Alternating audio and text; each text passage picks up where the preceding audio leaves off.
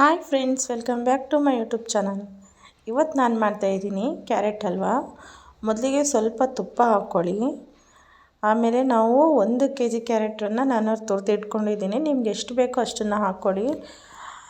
ಸ್ವಲ್ಪ ತುಪ್ಪದಲ್ಲೇ ಇದನ್ನು ಚೆನ್ನಾಗಿ ಹುರಿಯಬೇಕು. ಅಂದರೆ ಒಂದು ಸ್ವಲ್ಪ, ಏನು ಜಾಸ್ತಿ ಅಷ್ಟೇನು ಹುರಿಯೋ ಹಾಗಿಲ್ಲ, ಒಂದು ಸ್ವಲ್ಪ ಲೈಟಾಗಿ ಹುರ್ಕೊಳ್ಳಿ. ಆಮೇಲೆ ಇದಕ್ಕೆ ಸಕ್ಕರೆಯನ್ನು ಆ್ಯಡ್ ಮಾಡಿ. ನಿಮ್ಗೆ ಎಷ್ಟು ಸ್ವೀಟ್ ಬೇಕೋ ಅಷ್ಟು ಸಕ್ಕರೆಯನ್ನು ಸಹ ಹಾಕ್ಕೊಳ್ಳಿ. ಸಕ್ಕರೆ ಹಾಕಿದ ನಂತರ ನೆಕ್ಸ್ಟು ಇದಕ್ಕೆ ನಾವೇನು ಹಾಕಬೇಕು ಅಂತಂದರೆ ಹಾಲು. ಇವಾಗ ನೋಡಿ, ನಾನಿಲ್ಲಿ ಹಾಲು ತೊಗೊಂಡಿದ್ದೀನಿ. ಅಂದರೆ ಬಿಸಿ ಮಾಡಿಬಿಟ್ಟು ಬೇಕಾದರೂ ನೀವು ಇದನ್ನು ಹಾಲು ಹಾಕ್ಬೋದು. ಇಲ್ಲ ಅಂದರೆ ನೀವು ಹೇಗೆ ಅಂಗಡಿಯಿಂದ ತೊಗೊಬತ್ತೀರ ಅದೇ ಥರ ಹಾಕ್ಬೋದು. ಅಂದರೆ ಒಂದು ಸ್ವಲ್ಪನೂ ನೀರು ಮಿಕ್ಸ್ ಮಾಡೋ ಹಾಗಿಲ್ಲ. ನೋಡಿ, ನಾನು ಒಂಚೂರು ನೀರು ಹಾಕಿಲ್ಲ, ಅದೇ ಥರ ಹಾಕ್ತಾಯಿದ್ದೀನಿ. ಅರ್ಧ ಲೀಟ್ರ್ ಹಾಲು ಹಾಕಿದ್ದೀನಿ. ಹಾಲನ್ನು ಹಾಕಿಬಿಟ್ಟು ಇದು ಚೆನ್ನಾಗಿ ಮಿಕ್ಸ್ ಮಾಡಿ. ಅಂದರೆ ಸಕ್ಕರೆ ಎಲ್ಲ ಸ್ವಲ್ಪ ಕರಗೋವರೆಗೂ ಚೆನ್ನಾಗಿ ಮಿಕ್ಸ್ ಮಾಡಿ. ಇದೇನು ಗೊತ್ತಾ ಫ್ರೆಂಡ್ಸ್, ಈ ಹಾಲಲ್ಲೇ ಇದು ಫುಲ್ಲು ಬೇಯಬೇಕು. ಒಂದು ಸ್ವಲ್ಪ ಕೂಡ ನೀರು ಹಾಕೋ ಹಾಗಿಲ್ಲ ಇದಕ್ಕೆ. ಇವಾಗ ನೋಡಿ, ನಾನೆಲ್ಲ ಚೆನ್ನಾಗಿ ಮಿಕ್ಸ್ ಮಾಡಿದ್ದೀನಿ.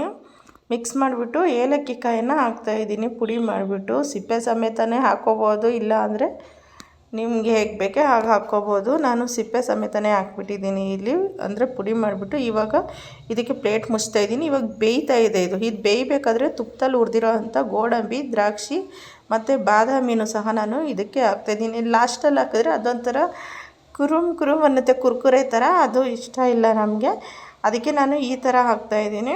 ಅಂದರೆ ಇದರಲ್ಲೇ ಸ್ವಲ್ಪ ಸಾಫ್ಟ್ ಆಗುತ್ತಲ್ಲ, ಚೆನ್ನಾಗಿರುತ್ತೆ ಅದು ತಿನ್ನಬೇಕಾದ್ರೆ. ನೋಡಿ, ಅದು ಚೆನ್ನಾಗಿ ಬೆಂದು ಫುಲ್ಲು ಹಾಲೆಲ್ಲ ಕರಗೋಗಬೇಕು. ನೋಡಿ, ಬೇಯ್ತಾ ಇದೆ ಅದು.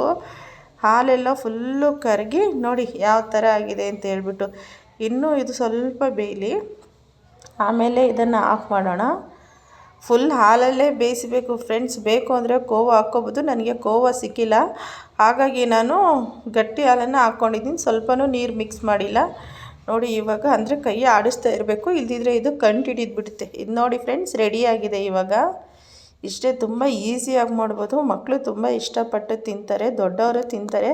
ತುಂಬ ಚೆನ್ನಾಗಿರುತ್ತೆ ಫ್ರೆಂಡ್ಸ್. ಒಂದು ಸರಿ ನೀವು ಟ್ರೈ ಮಾಡಿ ಇದನ್ನು. ನೋಡಿ ಎಷ್ಟು ನೀಟಾಗಿ ಚೆನ್ನಾಗಿ ಬಂದಿದೆ ಅಂತ ಹೇಳ್ಬಿಟ್ಟು.